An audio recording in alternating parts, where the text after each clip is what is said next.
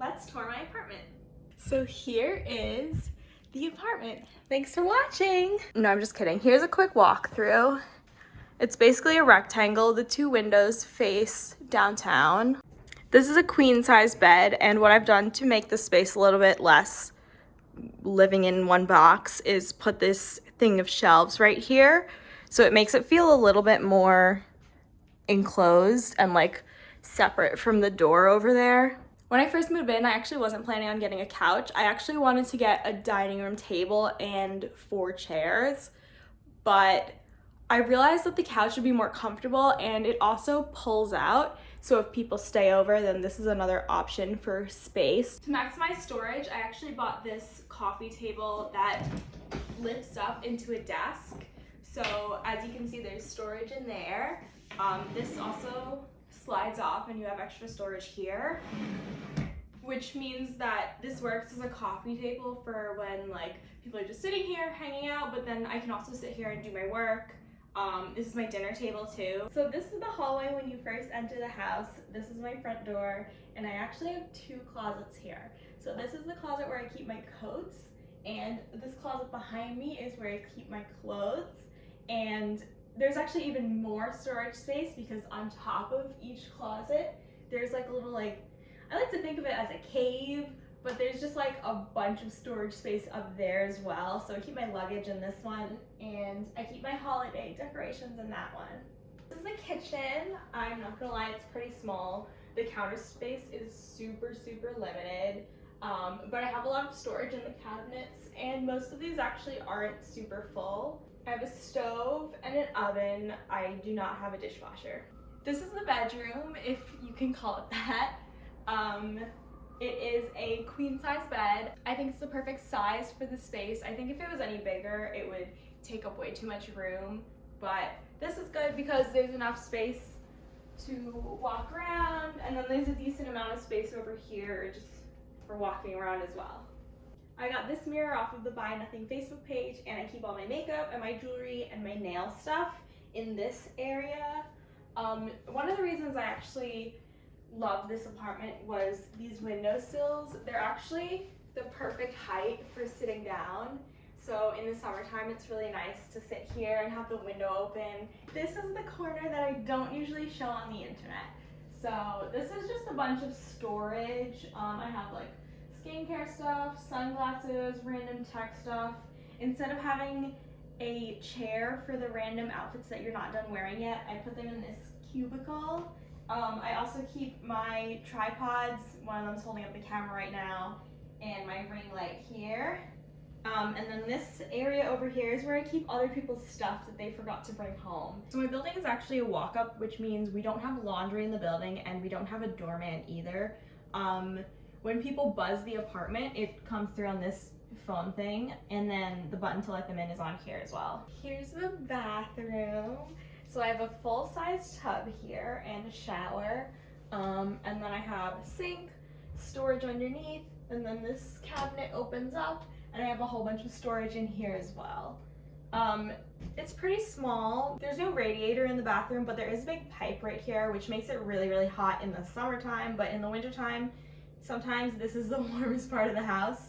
Final part of the tour. The apartment actually came with its own air conditioner, which you can see right here. It's built into the wall, which means that like the floor around here is really cold during the winter and like the air kind of comes in, but I never had to buy an AC, which is good. Apparently these in-wall units are really expensive. Because this building is really old, we actually don't have any control of the heating. So this is this one radiator in the house. It turns on whenever it feels like.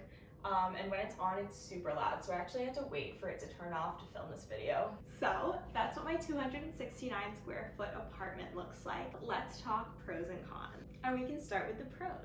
I would say this is very much a normal apartment. You have everything that you need. There's no like shared bathroom or like really weird setup, no bathtub in the kitchen. So that's really nice. I've never had any issues with vermin. The super is really responsive. Whenever I have an issue, he usually comes and fixes it same day. I've heard of people having issues with heating and hot water. I've never had a problem with that. My shower heats up in like 15 seconds, so that's really convenient. I do think there is enough space in the studio with all the storage in the kitchen, the closets, and the overhead storage, as well as whatever storage you bring in. I think even though it is 269 square feet, it is enough space for one person to live in. So I'm currently editing this video and I forgot to add that the windows face southwest, which means that there's really nice light in the afternoon that makes the space really bright and really warm. I live on the Upper East Side and the area is super safe, it's very easy to get to, and it's relatively quiet at night. So now we can get to the cons. The kitchen sink is so small. I only own one pan and it doesn't fit in there. We don't have to pay for heat, but that means we can't control it, so it's been really cold lately and I've just been dealing with it. General con of living in a studio is just that the space is really small. Particularly in the winter time, the floors tend to get extra dirty because you don't have that much space to be in and you're tracking in like sludge and ice and snow and salt from the streets. Another con of the space being so small is that if there's a smell anywhere, it kind of like surrounds the whole house. I really don't like having the trash next to the door because it means that the door can't open all the way, but I used to have it in the corner over there and the smell would just travel straight to the bed and I couldn't sleep because it smelled like trash. If you are a person who has a lot of stuff and like enjoys having a lot of stuff, I'm not sure this would work for you. I really don't own a lot of stuff. I don't really do shopping, so I'm able to store all of my clothes under the bed and in the closets, but if I had more stuff, I think that I would have a storage issue. Because there's no doorman and the buttons to buzz everyone are just outside, anyone can buzz your apartment at any time, and it's really loud and really obnoxious and honestly really disruptive. Something that I find happens a lot is Amazon drivers will come and instead of buzzing the person who they're supposed to be for, let's say like 6J, they'll just buzz everyone. And you can sit here and hear everyone's apartment being buzzed, and you just know that yours is gonna be next, and it's just awful. Another con to not having anyone watching the lobby is that your packages could get stolen. None of my packages have gotten stolen yet, so I'm lucky. I guess my neighbors are trustworthy, but it is something that I worry about. I pay $17.25 per month for rent. I got that last year as a COVID deal. I believe the same apartment in this building on other floors is going for about $2,000 now.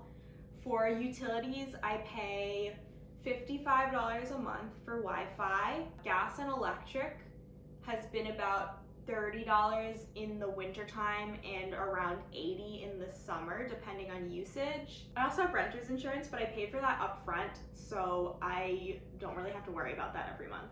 So my total expenses for housing each month are around $2,000. So I hope that answered all of your questions about living in a studio in Manhattan. If you have any other questions, leave them in the comments below. Thanks for watching!